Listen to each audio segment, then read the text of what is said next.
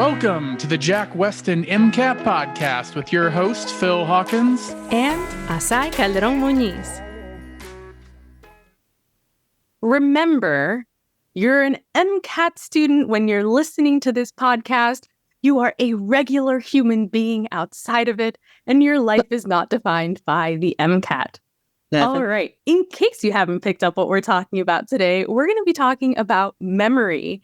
So you've got to remember who you are, but you've also got to remember so many topics for the MCAT.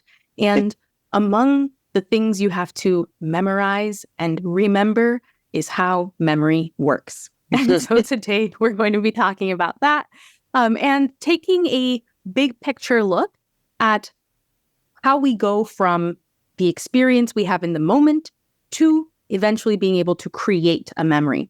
Now, because there is so much to talk about here, we're going to split this up into two parts. So we're going to have part one, this video or podcast episode, and then part two will be the next next episode in this very tight mini series. And we're going to be focusing on what happens in essentially the first minute of an experience. And what happens long term, we'll talk about that next time. Yeah, it's super complex, and so we are going to split this. It's also, I'm super excited to talk about this because this is literally like one of my favorite topics on the MCAT. Those of you who don't know, I did a lot of my research, my PhD stuff in memory, so I'm super amped to talk about memory. It's one of those things that's useful because you'll be tested on it, but it's also useful because if you understand it better, you can learn quicker and you can learn faster. And it's a double, like there's returns on this more than normal information. Oh, yeah, absolutely. So the main model that we have for how information is processed and stored as memory is called the information processing model. Yay, a name that actually tells us what it's about. See, why can't the rest of science in general be like that? But no, there are a lot of topics that do this. But with the information processing model, essentially it takes us step by step. But there are some loops and some things that reinforce each other. So we're going to try to highlight that. Essentially, you start with some kind of stimulus, right? Something in your environment triggers the need to possibly create a memory. And then we're going to walk through a couple of different phases. We're going to talk about sensory memory. We're going to talk about short-term memory. And like I mentioned, long-term memory, that will be for the next video. But those are the three main categories and the three main steps that our experience takes in order to create a memory that we can later retrieve, use, etc. Yeah. So you're studying, you see something on your screen or in your book, and like, here's a thing that I want to remember. How does that information stick around? So the very first step in this is sensory memory, and this is already something that students mess up all the time. And it's not their fault. It's because this is poorly named. Like most of the time, if I ask a regular person, like, what do you think sensory memory is? They're going to say, I don't know, like remembering how something smells or how something tastes or like remembering like what someone looks like, right? Like turns out that's not a sensory memory, or at least not exactly. Sensory memories are super interesting because they're entirely subconscious. So you are not aware of sensory memories. They're happening all the time. Your brain is grabbing onto information without you even realizing it. And that is a part of this sensory memory. So in order to talk about what it actually is, I'm going to kind of do a quick sidebar. So let's imagine that I showed you like an image from a movie and like trying to figure out like what's going on in this scene, right? Like let's say it's a guy and a girl sitting at dinner and he's like going like he's got his hand up and his mouth open and like she's got this weird look on her face. And if I ask you, what's the plot of this movie? You're going to be like, I don't know, right? Like I can't tell from just looking at that one image, right? Now, if I showed you the next image and then the next image and then the next image in that movie, you can start to stitch this together and you'll be like, oh, he's proposing and she is not expecting it. Or he's choking, right? Or he's upset and he's crying and she is like, this is a first date. I'm out, right? This seems weird.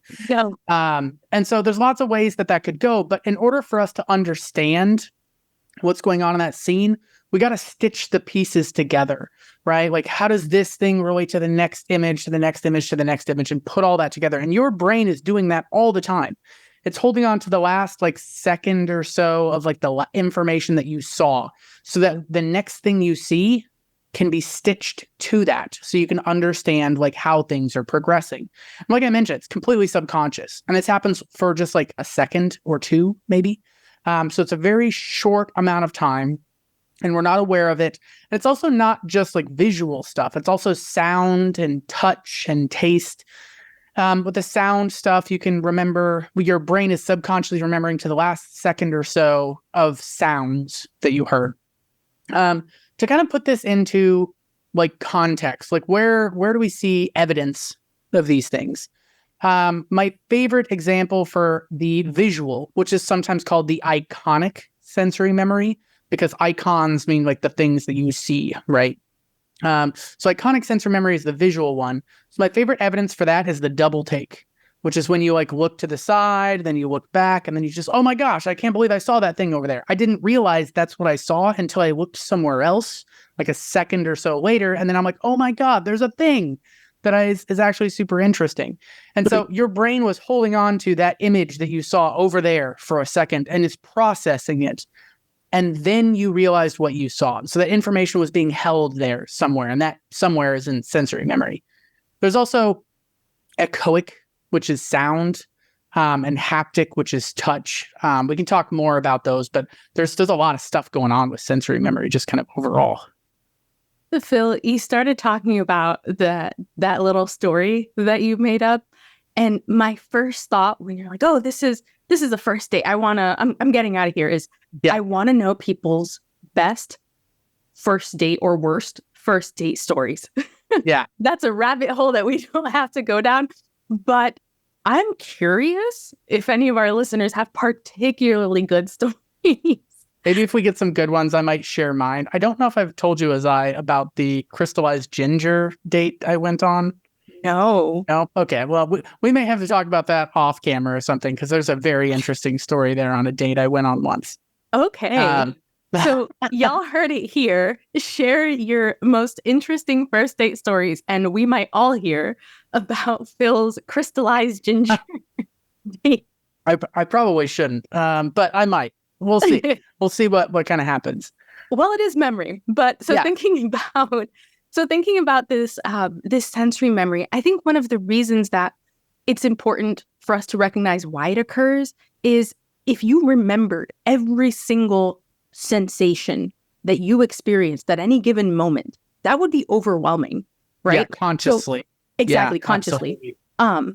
So this needs to happen at a subconscious level for our brain to be able to process this massive amount of information. And in this information processing model, and what we're going to be talking about, it's about figuring out, and not consciously, right, but our brain figuring out what's relevant, what's important, what do I need to hold on to. And so we're constantly sifting through stimuli and sensations. And so, if I were in this moment, every single moment, my skin is feeling this sweater on me. It is not important. I am not consciously experiencing it until I start thinking about it, but it's there. It's in that moment to moment. I think that the echoic, I happen to like auditory components of memory. So I think that has the potential to be like really strong for some people, although visual also has its own strengths. But I'm the kind of person where, or I should say, my friend and I both have this situation where we'll just briefly, a song might be playing in the background, and we're not actively registering the song every given moment, right? We're not thinking about it. But that auditory information is coming in, and that stimuli is happening all the time. There are people talking around us. We're listening, there's the elevator music or whatever the ambient music is. But our brain decides, oh, this is important. And it goes from sensory memory and it moves forward into our conscious mind. And you might have that gut reaction like, wait, oh my gosh, I know this song, right? It suddenly came to that auditory stimulus, that auditory information suddenly became part of your conscious and your active experience. Right. And so that particular friend, this friend is coming up a lot on this podcast. But we were out recently, and some songs started playing, and we started singing almost at the same exact time. Really old songs. I'm not going to date myself here, but it's just automatic because it's such that those songs were so ingrained into our childhood that our brain was like, oh, previously this would have been subconscious, but this is important to you. Yeah. Let's bring it up.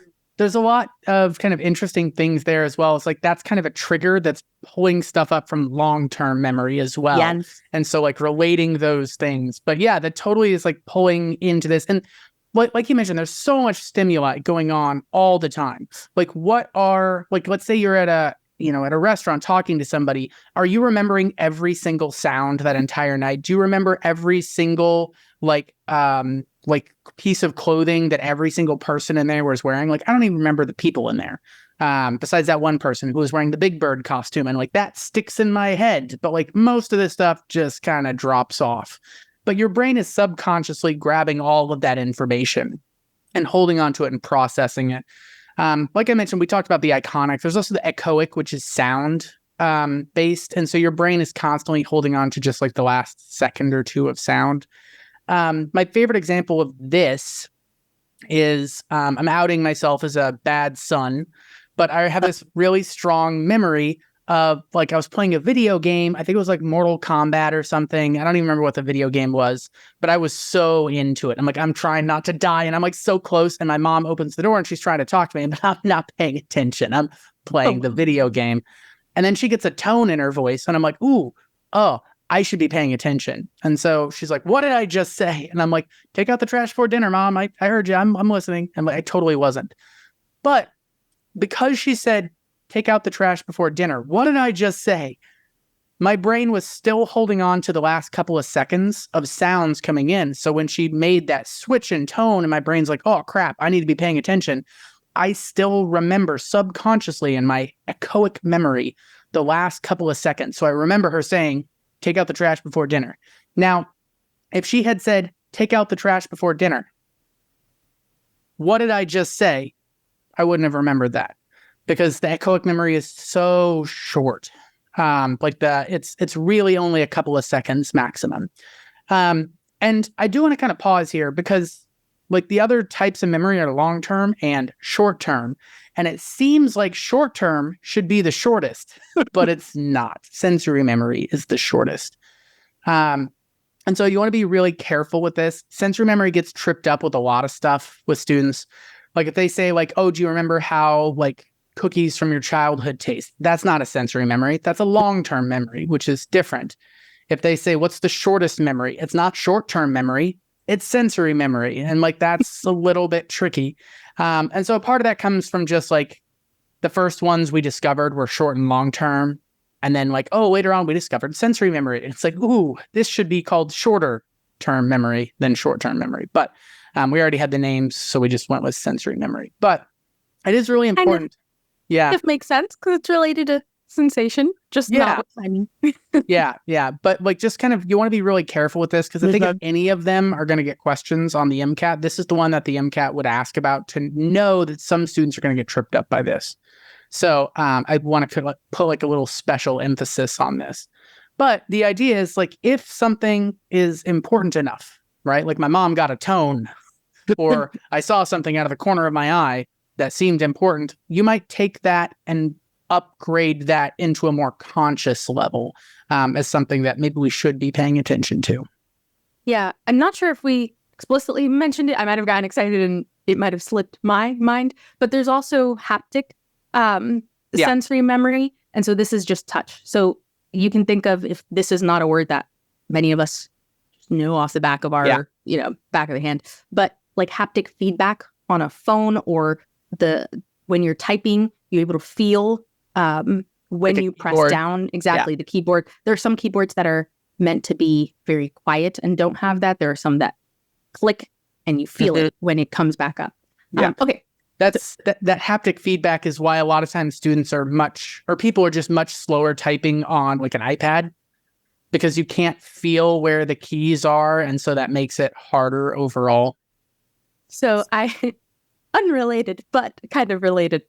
Last year for Christmas, my brother got me a keyboard that is like the old school keyboards with the bigger keys, and you press them down, and it's just so much nicer. So when I'm at my desk, clicky. Yes, it's clicky. The one problem is it's loud because of that, but so be it.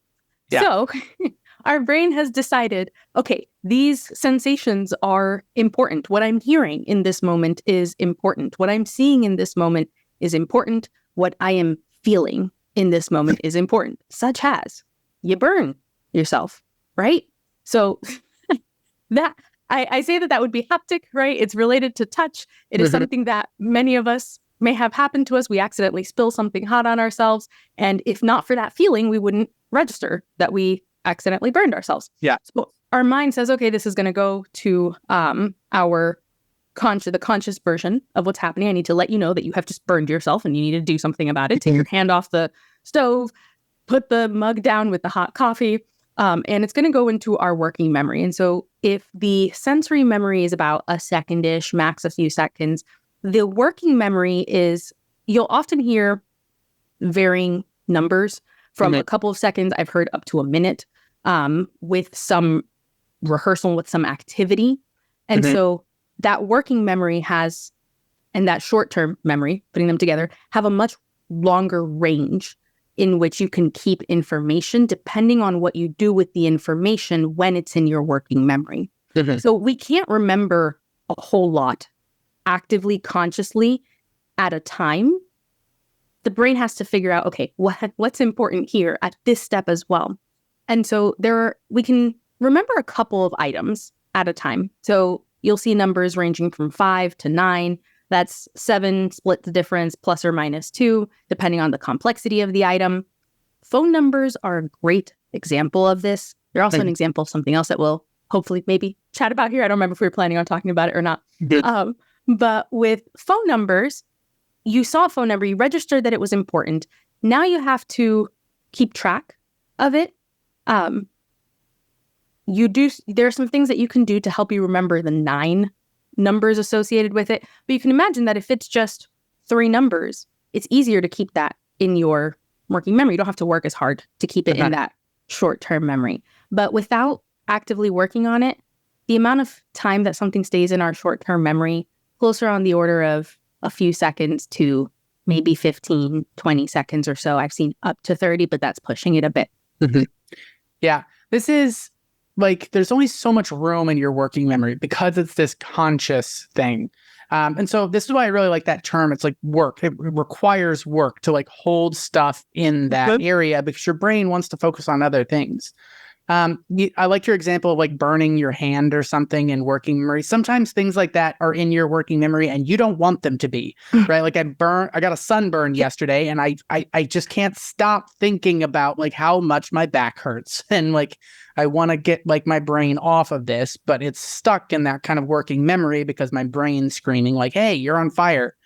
But this idea of kind of like dealing with this working memory, which is so much more conscious and we're so much more aware of it. There's a couple of terms and phrases that come up here. And I think you were hinting at my example, that I always do with the phonological loop. So this is a way for you to hold something in your short-term memory for a long period of time. So I've updated my references with this. So like if I'm at like having dinner and Jenny Ortega comes in, she played Wednesday. And so she came in and she's like, hey, Phil, here's my number. Call me sometime.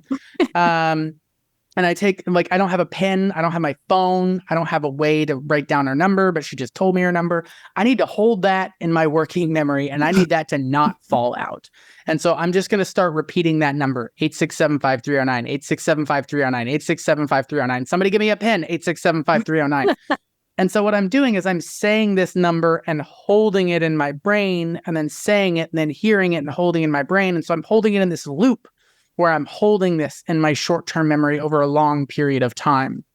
Now, if I'm halfway through like this, like, you know, going through this and somebody like passes me the check, is like, Phil, can you calculate what the tip should be? Like if I figure out what the tip should be, like I've lost that number, like it's gone, right? And that's because working memory requires this work to hold this in that area. And so the phonological loop can hold something there, but if I shift off of it, it's gone, right? And we're not going to get into long-term memory today, but that's why long-term memory exists, because we need to be able to shift off of some stuff and then be able to pull that up later, right? Like, you don't want to have to read about the aromatic amino acids and have to be thinking about that constantly in order to be able to answer that question on the test. You want to be able to think about something else in that meantime, in that 3 months in between there. There's also, though, the visuospatial sketch pad, which is kind of like a whiteboard in your brain, is like a way to kind of think about it. It's like where you can kind of like hold like an image or something like that, hold some information. It's what a lot of people use when they're thinking about like organic chemistry. Like when you are holding, like imagining a molecule and imagine like rotating it like in a different way and kind of what that thing is going to look like. There's also like you can use it for like math problems. Like if I ask you like a complicated math problem, like what's 143 divided by 13, right? A lot of people are going to be like, I don't know. A lot of people have immediately ignored what I said and that information has slipped out. But if you had to do that calculation, like your life depended on it, you could hold that 143 divided by 13. And you could like create like your whiteboard in your head and try to like do that math and put all of that stuff there. But if you're halfway through that math problem and darn it, Jenny Ortega comes in and tries to give you her phone number and you're trying to do math, like you're going to lose that math problem. You're not going to be able to like pick up where you left off in that case. And that's because that's also going to require a lot of this working memory, this short-term memory. And so that's a little bit trickier and messier there. It's funny. As soon as you said that, I was like, oh, I wouldn't know what that is. And then I was like, oh, wait a second. And I didn't. On my visuospatial sketch pad, I don't know if anyone else had to do this when they were younger, but when you're dividing, actually drawing the little, how would you even describe that? I don't know. Oh my goodness. The lean-to. Yeah. The lean-to on the number. Yeah. So that's interesting. You do it with the line, you draw it slanted. I always did it directly vertical and then the horizontal cap. But if you're not watching, I apologize. That was probably very confusing. Mm-hmm. But that just goes to show that you can do a lot in that quick moment. Your brain is capable of processing a lot. Mm-hmm.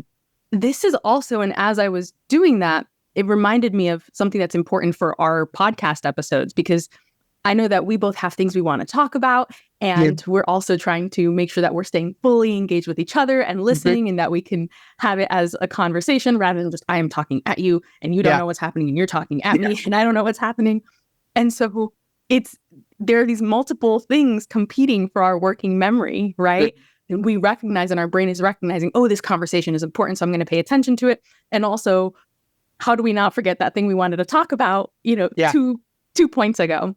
And so I don't know about you, but something that when we're having these conversations, I do, if I'm like, oh, I don't want to forget that, I'll repeat it a couple of times every so often, not so frequent that it takes away from our conversation, but just enough to get me through until it can be encoded for in slightly other ways. But it's something that we use all the time. And conversations are a really great example of this. I do want to kind of reference something. Like as some of you guys know, I do like some working with students, kind of prepping for test day. And often I'll have students that rely too much on their working memory, where they're trying to do like really complicated math problems in your head. But the issue is here, there's only so much room in your head. So if you're trying to do like a complicated stoichiometry thing in your head, what's going to happen is you're going to make some mistakes because your working memory is only so big, right? So that's why you like write things down. Right. So like when you write out like the math problem, like, okay, this divided by this is this number. I'm going to need that for later and go do this. Like you don't have to constantly be holding that number in the back of your head. And let's say it was 189 and like, cause you're holding in your head, you got it mixed up and you wrote 198 and like that changes your answer and now you're wrong. This is something I see a fair amount of time.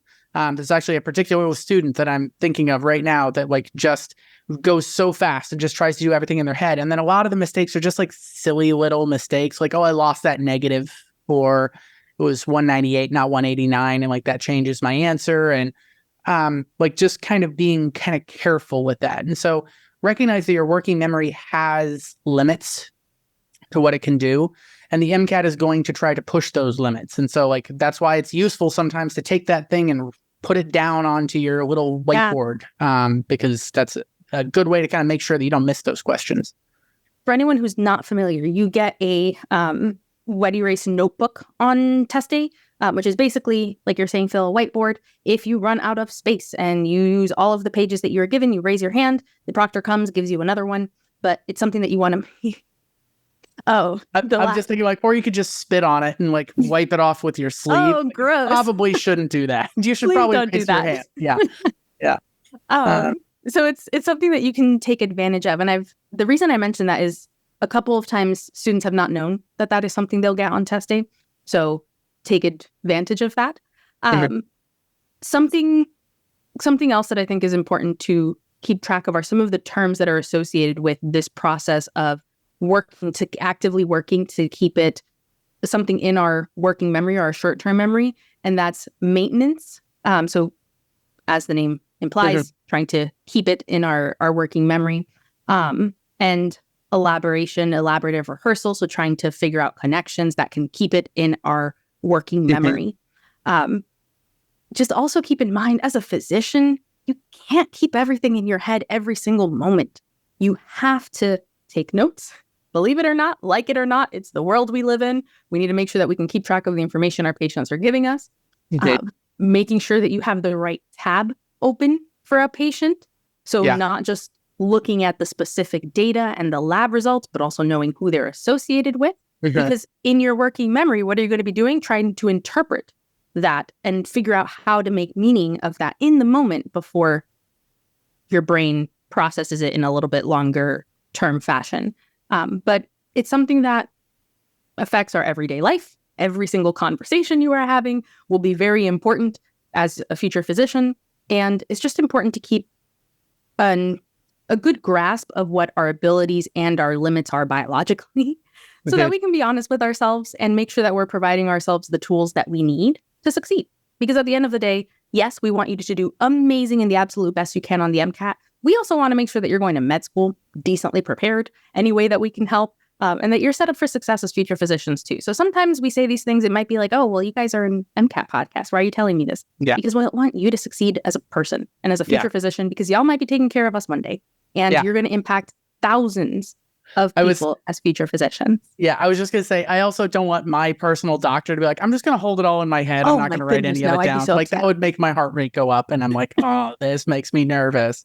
It's like kind of like when, I don't know if you have this, but when you go to a restaurant and like you're with like 6 people and the server's like, oh, I'll just remember it, your order, I won't write it down. I'm immediately like, oh no, like I'm nervous about this. I'm a lot more nervous if that person is going to be doing surgery on me. If I don't want them to misremember, was it the right leg or the left leg? I don't remember. Yeah, I don't want that to happen. The good news is we have checkpoints in surgery for this. Yes. The team comes together and talks about what's going to happen, what the surgery is, what side it's going to be on. I know that this timeouts are important. Yeah. I know that this sounds silly, but the reason we have those is because doctors have tried to do this before. And like, oh, I'm fine. I don't need, like, no, do it. But after all of this, we have covered the first 20 seconds of you looking at a flashcard, right? And so there's more that's going to need to come after that. We're going to talk about that more in the next podcast episode. But being able to like take that information and store that so I can pull it up later, that's obviously an integral part of it. That's really what most people think of when they think of memory, is they're really just thinking about that long-term stuff. But I think because of that, you're probably more likely to get questions about sensory memory and working memory on test day. You will get questions on long-term memory for sure, but I know that if I was a test writer and I was trying to make a tricky question, which is what the test writers do, then I'm probably going to ask a lot of questions about sensory memory, just because I know a lot of students are going to assume that's not the shortest, because that would probably be short term.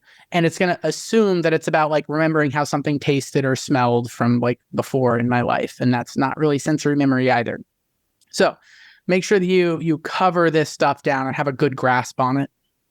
20-second recap: sensory memory, the sensation that happens in the moment, and then working memory and short-term memory says, ooh, let's bring it into the conscious. And then long-term memory, now we can decide what we're going to do with it.